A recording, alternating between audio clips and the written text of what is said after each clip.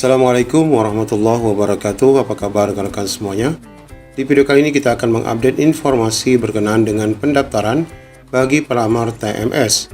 Ini merupakan tindak lanjut dari Kemenpan RB 634 tahun 2024. Kira-kira kapan rekan-rekan dapat login dan bagaimana informasi berkaitan dengan pemetaan yang diminta oleh Pan RB.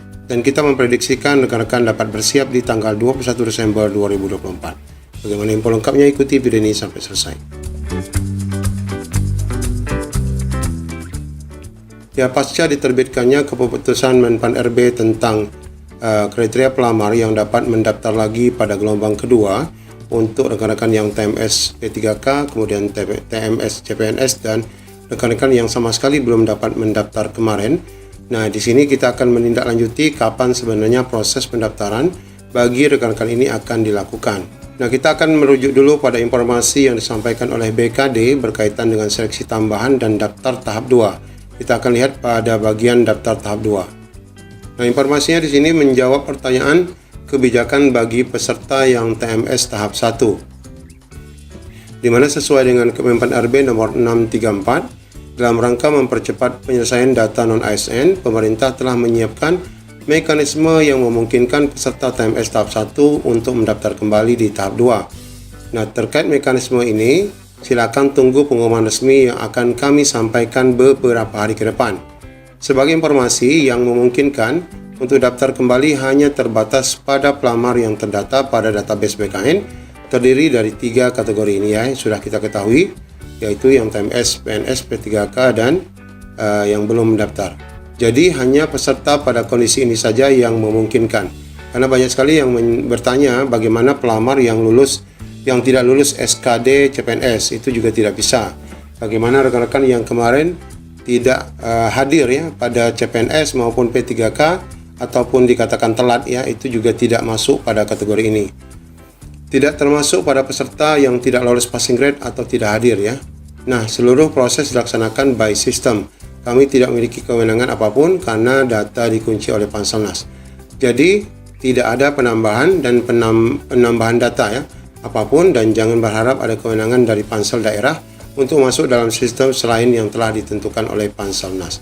Nah, berkaitan dengan ini juga kita mendapatkan informasi resmi dari Pan RB, di mana di sini disebutkan bahwa seleksi P3K periode 2, Menteri Rini menyampaikan bahwa instansi pemerintah agar dapat melakukan pemetaan dan konfirmasi data non-ASN. Nah, ini untuk rekan-rekan yang tadi ya, 3 kategori tadi. Pendaftaran pegawai pemerintah dengan perjanjian kerja untuk tahap 2 telah dibuka, yaitu mulai 17 November sampai 31 Desember nanti. Bagi non-ASN yang tidak lolos seleksi pada tahap pertama, dapat mengikuti seleksi tahap kedua ini.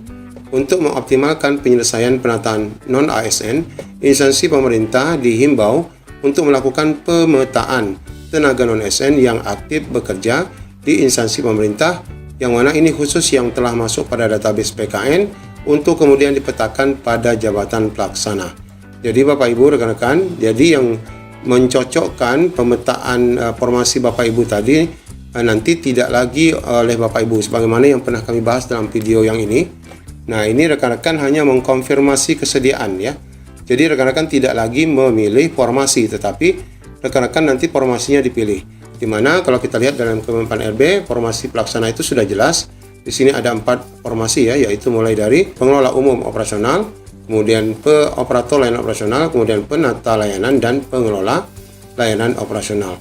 Nah, jadi nanti tugas dari BKD lah yang akan mendata siapa saja yang dinyatakan TMS, kemudian baik itu CPNS maupun P3K, kemudian itu dipasangkan ya formasinya ke dalam 4 jabatan tadi.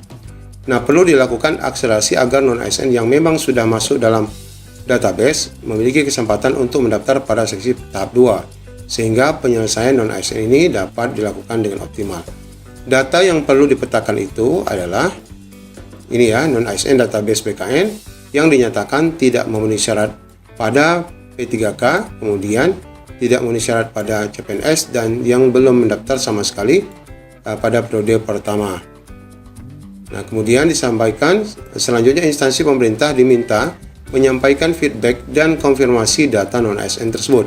Konfirmasi data non-ASN oleh instansi pemerintah ini dilakukan melalui sistem seleksi CSN BKN paling lambat tanggal 20 Desember.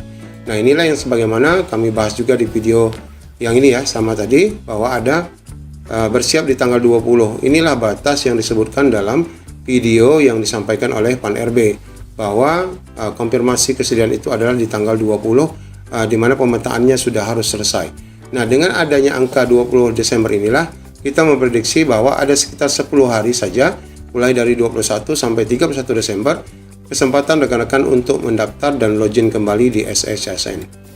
Deputi Bidang Aparatur Pan RB, Bapak Aba, menuturkan jika data yang masuk sudah dikonfirmasi, maka tenaga non-ASN bisa melakukan submit pendaftaran P3K periode 2. Jadi tidak lagi melakukan pemilihan formasi, tidak lagi mengupload berkas.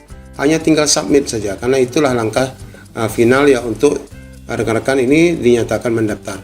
Lanjutnya dijelaskan bahwa pada prinsipnya dalam pengadaan P3K ini tidak ada istilahnya pengangkatan secara otomatis. Itulah tadi ya, dengan seleksi administrasi, seleksi kompetensi, jadi tetap ada seleksi. Setiap pelamar wajib mengikuti seleksi yang dilaksanakan dengan CAT, kemudian penentuan kelulusan dilakukan berdasarkan peringkat terbaik, bukan berdasarkan nilai ambang batas. Peringkat terbaik ini tentu saja bagi rekan-rekan yang formasinya pelamarnya lebih dari 1 ya. Tapi bagi rekan-rekan yang formasinya sudah dikunci di OPD masing-masing, maka tidak perlu mendapatkan peringkat terbaik. Dalam seleksi tidak ada nilai ambang batas, namun pelamar akan dinyatakan lulus apabila berperingkat terbaik, khususnya bagi mereka yang memiliki pesaing ya dalam satu formasi tertentu. Nah, rekan-rekan semua, pastikan nanti untuk setelah tanggal 20 ya, 20 Desember ini masih tersisa sekitar 2 hari, rekan-rekan untuk pantau kembali dan login secara berkala di dalam SSCSN. Kemudian juga tentu kita menunggu sebenarnya adanya edaran lini masa kepada rekan-rekan yang dinyatakan TPS ini untuk mendaftar pada P3K tahap kedua. Demikian informasi yang dapat kita update. Assalamualaikum warahmatullahi wabarakatuh.